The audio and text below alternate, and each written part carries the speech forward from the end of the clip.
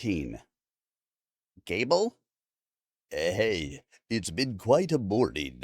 Gable said. We were worried, Billy told him. Where are you? They're taking me down to the split if you can pick me up. I'll explain. Sure thing. On my way, Billy said, not asking who they were, but assuming it was local authorities who had found him and realized he needed a ride. There was more to it than that, though. Billy disconnected the phone and looked up into all the expectant faces, at least all of them that were still awake. I need to go pick him up. That's it? Rink asked. Nothing more? He didn't say anything else? He said he'd explain. Rink looked a little disgusted. At least as disgusted as she ever looked, and Billy sort of expected her to be more inquisitive. The team had waited for almost 3 hours now. They probably deserved to know more. The day had grown hot, and customers had begun to arrive for lunch at Tellico Beach. A woman and 6 sad and dirty children, one of them a little boy in shorts, boots, and a cowboy hat, milled around as the tyke shot an imaginary gun at Billy during his wait for what turned out to be a corn dog. A little girl with teased brown hair like someone in one of those electricity exhibits had a ring around her mouth that looked like yesterday's fudge-sickle. Her little brother had his shoes on the wrong feet. At least they were going to be fed corn dogs. A couple on matching motorcycles recognized them, and Billy tried his best to be amiable. Robo was forced to entertain 2 little old ladies who were obviously smitten. The parade of characters seemed never-ending.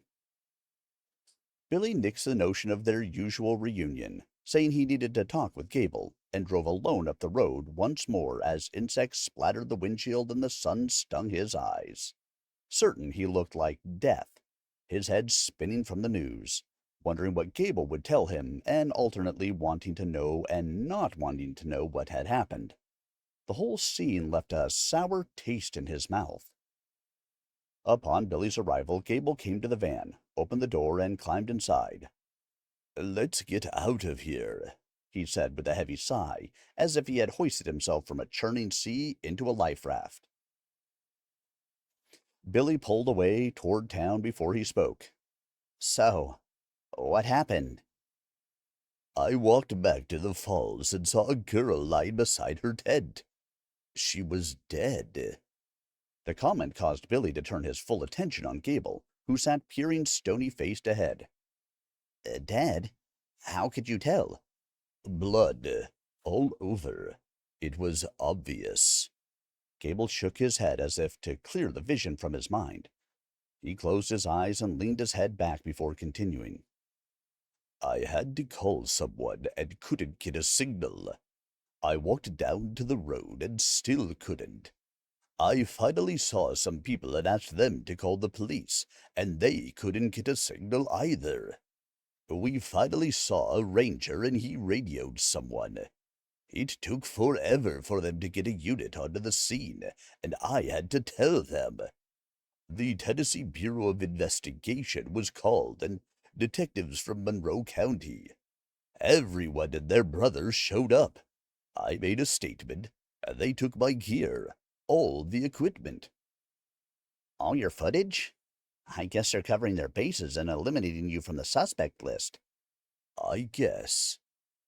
Did you get anything on camera last night? Nothing. I didn't see or hear anything. Wow, Billy said. I'm sorry this happened. I really am.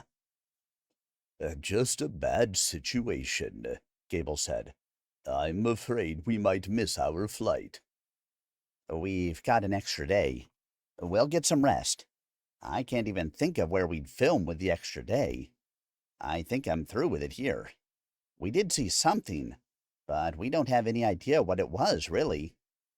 I can't think about anything right now, Gable said. I just want to close my eyes and make it go away. They rode that way for a while, quiet and still, before Gable opened his eyes once more. You don't think it could be the Bigfoot, do you? What do you mean? I mean, could a Bigfoot have done something like that? Gable, I don't mean to dredge up the site again, but was she, you know, in bad shape? Was she... Billy didn't know how to ask what was on his mind. How had Gable known she was dead? He wondered to himself if the victim had been dismembered. It was a big rock. I saw it. A blunt force trauma. She never knew what hit her. Could it have possibly fallen on her? You know, they have nets along the road where slides happen. Maybe it came down an embankment. Nothing really to fall on her. She was set up for camp in a spot underneath a big overhang. It looks level on top, you know. No loose rocks. I saw her doing some kind of meditation last night as I walked by. She was sitting outside the tent, sort of in the place I saw her this morning. Could it have been suicide? No, that's not possible. Not from what I saw. The specter of the gruesome scene swam in Billy's imagination, and a wave of nausea settled over him. He rolled down the window and then sprayed the windshield to wash away the bugs again, trying to disassociate the macabre connection.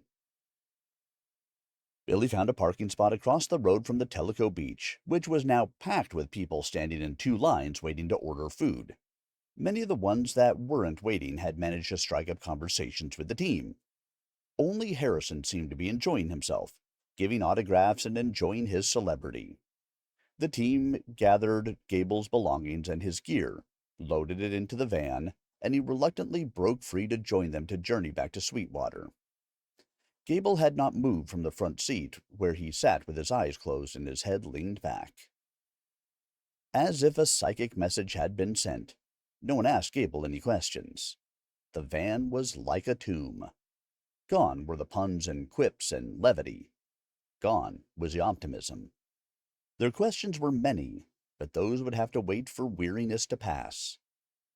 As they approached Highway 68, Billy's phone indicated that the night's event and this never-ending story had not concluded. Without a Bluetooth connection, the ever-responsible Billy pulled to the shoulder of the road to answer. It was Sheriff Tinker. Hey, Sheriff, it's Billy, he answered, and sat listening, his eyes looking into nowhere, processing the conversation. Yes, sir, we were on Star Mountain. He waited again. We've literally been up all night, but you're welcome to look through our footage.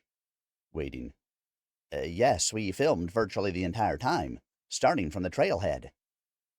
And then there was a long pause as if the conversation was detailed, when in fact Billy was holding. His countenance visibly changed when Tinker began speaking again. Sure thing. We're here an extra day. Say 5-ish? Okay, we'll see you then. He disconnected and turned to the back, where everyone stared in return. We need to go to Tinker's office this evening. He wants to ask us some questions, Billy said. No discussion ensued. No questions. Just fatigue. They drove to the motel in silence.